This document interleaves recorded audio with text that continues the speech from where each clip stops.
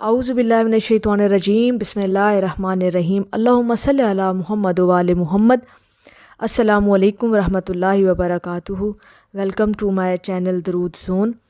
और आज की वीडियो में हम एक इंतहाई खूबसूरत टॉपिक जो है वो डिस्कस करेंगे, जिसके अंदर हम दुरूद पाक का एक इंतहाई सादा सा राज जानेंगे और इंतहाई समझ में आने वाला राज जानेंगे।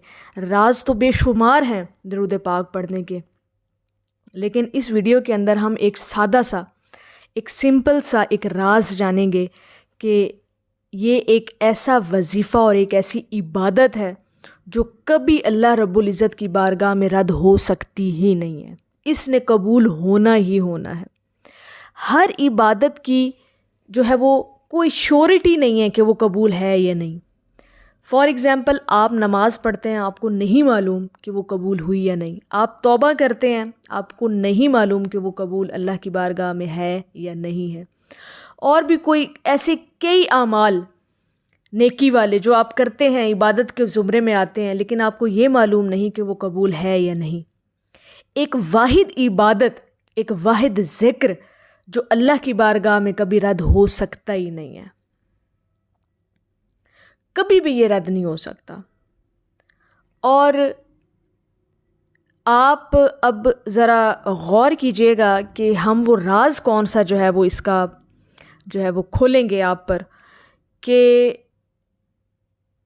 शुरू से लेके अगर एंड तक देखा जाए, अगर हम पढ़ें अल्लाहुम्मा सल्लि अला मुहम्मद व आले मुहम्मद, तो अगर हम इसके तर्जमे पे गौर करें तो तर्जुमा इसका ये बनता है कि ए अल्लाह, तू अपने नबी अलैहिस्सलातु वस्सलाम और उसकी आल पर दरूद भेज। ठीक है।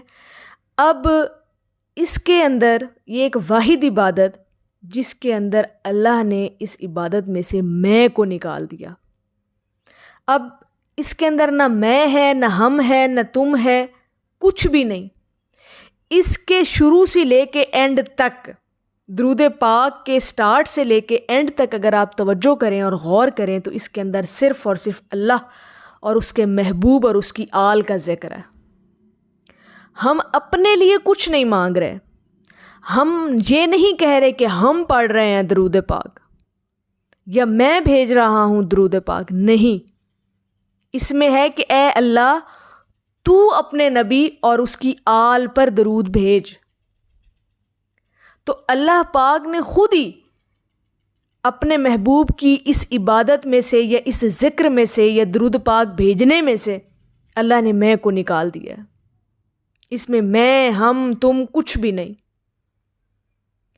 तो जिसमें सिर्फ़ और सिर्फ अल्लाह और उसके महबूब का ज़िक्र है, वो इबादत आप खुद सोचें, खुद से सवाल करें, कभी वो रद्द हो सकती है?